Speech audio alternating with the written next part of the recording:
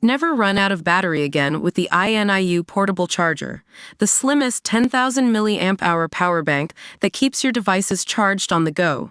Stay powered up wherever you go. Click the link in the video description to shop now on Amazon. Welcome to Screen Sirens, where we dive into the fascinating world of cinema and TV shows. I'm your host, Name, and today we're talking about a legendary role that could have been played by anyone else.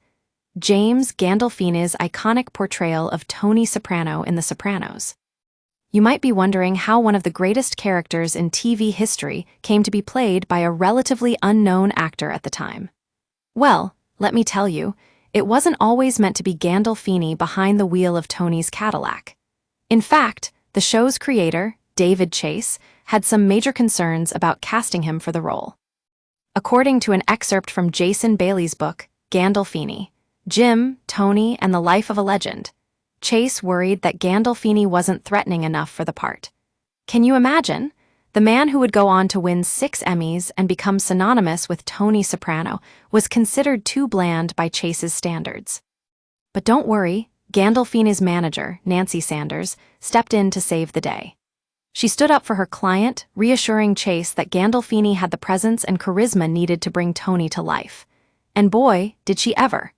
The Sopranos casting directors, Sheila Jaffe and Georgian Walken, also shared Sanders' enthusiasm, saying that Gandolfini was their top choice from the start. Gandolfini himself wasn't convinced he'd get the role.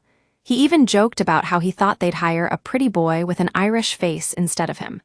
But after meeting Chase for breakfast and doing some reading, it all clicked into place. When Gandolfini finally settled down to audition, it was clear that he was meant to be Tony. It's amazing to think about how different The Sopranos might have been without Gandolfini at the helm. But we're so glad that Chase took a chance on him, because it led to one of the most iconic characters in TV history. And that's what makes The Sopranos still so beloved today, the chemistry between Chase and his talented cast, including Gandolfini. So there you have it, folks. James Gandolfini's rise to fame was a long time coming, but it's clear now that he was always meant to be Tony Soprano. And if you're like us, you can't help but wonder what The Sopranos would be without this talented actor at its center. Thanks for joining me on Screen Sirens. If you liked this episode, be sure to subscribe and hit that notification bell for more fun content about your favorite TV shows and movies.